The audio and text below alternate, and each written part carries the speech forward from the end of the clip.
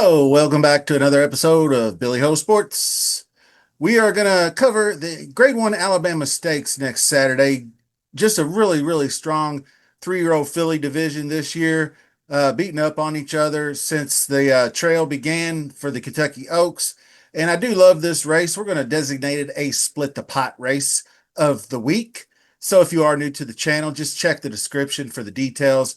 The short version is if you're a subscriber, you're smashing that like, you leave a comment, gets your name in the draw for a free $20 bet that we split if we win. So in the comments, just tell me who you like and why. I'm doing this on Sunday before the post draw is out. So we're just going to cover the field as we probables go. So Grade 1 Alabama Stakes, this is a mile and a quarter. They go the classic distance. This is the toughest test they'll face all year, pretty much. So good cheer coming back for Brad Cox. We'll start with her first. She won her first 7 races, including that dominant performance in the Kentucky Oaks. After her defeat in the Acorn, she took a layoff to regroup, got back to training on the 5th of July. Half a dozen works, about 4 furlongs each at the spa. She had her one just recently on Saturday, and it was a stout 48-2 for 4 furlongs. They did say the assistant trainer said that she's added some weight since the Acorn, so I think she's going to be ready for a huge bounce back performance. Probably most people will be right back on her, but we'll go with Lacara next, and that's Mark Cassie's Street Sense filly. The girl's deadly on the lead if she's uncontested, and she can't be run down in the slop. She proved that in the Acorn. So it's I don't think she'll wire them at 10, but she tore them up pretty good going 9. Now she is recently training pretty well. She went 4 furlongs on Friday and 49-4. So she is definitely going to be a formidable pace setter, and we'll see if she can have it her own way again. But a fast track, I don't think she will. Nitrogen is an interesting possibility to move this filly off the turf to the dirt. And I guess I could see why. I mean, they were talking about it like after that 17 length romp in the slop on June 7th. And that was Belmont Oaks. Now, set aside that she only beat 2 horses. I think it was the way she handled the surface and how well she ran the whole distance that led the connections to the point that they might try her here. Now, I don't know if she's in. She's probable type thing. But there is no question that she dominates the turf. But she is a pedigreed dual threat. Medaglia del Oro is the sire. So her ability to close and grind down the stretch makes that 10 furlong distance well within her scope. Now, Kenny McPeak trains Take Charge Milady.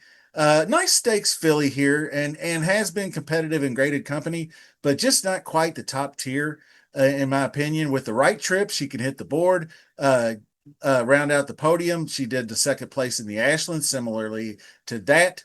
So Kenny McPeak will have her in there. And like I said, with the right trip, she could hit the board. And then we have a one that hasn't been discussed a whole lot, but really good record for Brad Cox. Margie's Intention. She's been around 2025 debut. She broke her maiden at Fairgrounds and then went on a nice 4-race run in the late winter meet. Had a pair of seconds in black type stakes. And her big splash came when she won the Black Eyed Susan, obviously at Pimlico on Preakness weekend. She took some contact out of the gate, but she was ready for action around the far turn, and she got it done impressively. So she's definitely one to look at that can come from off the pace and may have some more run in her than we anticipate. Now, this one's another quite interesting one, actually. Queen Azteca. She spent her winter in Dubai racing at Meydan. She won the UAE Oaks in February with an incredible rally to run down Monument Gold in that race. And then she tried the boys open 3-year-olds in the UAE Derby, and she was able to secure a 5th place finish. So then she goes off a layoff and travels up to Sweden at Jägersro. She won the prep, the Swedish Derby prep, and then went on and ran in the Swedish Derby, finishing runner-up. Very good account of herself. Once again, in Grade 1 open company, that was Sweden's biggest race, Group 1 race there. So she had competition. She was running against both females and males. So very good horse with maybe some upside. Scottish Lassie, obviously, we last saw her beating the brains out of Immersive in the American Oaks. And she, previous to that, ran a well intended third in the Acorn. But you know how tough it is to come back, close ground in the slop at Saratoga once the lead is on, once the leader's out front, especially when it's Lucara, who obviously we discussed how deadly she is on the lead. But this horse looking real strong coming in. So for the connections, I'm really going to be interested to see where she slots in on the morning line odds for Scottish Lassie. And then I'm going to round out the field with Clico. And that's Brendan Walsh, trains at Indianapolis or Indiana Oaks winner. She whooped up on that field pretty good. Heavenly Sunset was probably the second best. She went off at even money favorites, so she seemed to be the only one in good enough shape to handle the swift pace that was set. So she just pretty much cruised home. It was a mild rally, and she won by 4. So that one is a pretty good one. I think we'll have some interest in as well. So once we have the full field drawn and everything, we'll be back a little later on in the week. We'll have that split the pot draw. We'll do some work on, be on the lookout also for the big Woodbine weekend. I've got a lot coming for that.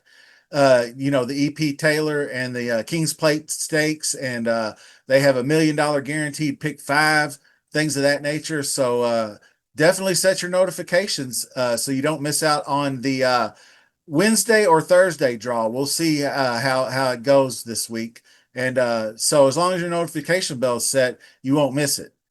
And also, you definitely want to sub to the channel and do it now while you're thinking about it if you want to get into the split the pot draw, and leave that comment and you'll get it done. It costs just a few seconds of your time, and it really does help the channel. So that's all I have for you today.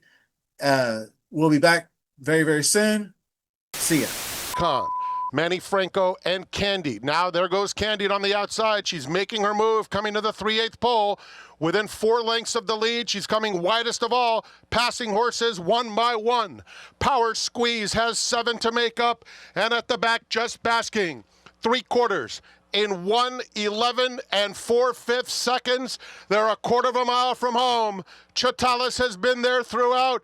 Candide revving up on the outside, coming to her, and Chatalis just drifted out, bumping with Miss Justify. Miss Justify and Candide are head and head coming to the 8th pole, and Power Squeeze is finishing with a flourish in the middle of the track. Outside of her, Just Basking. It's Candide, Power Squeeze. Candide head and head with Power Squeeze. Power Squeeze on the outside, and Candide in an absolute ding-dong.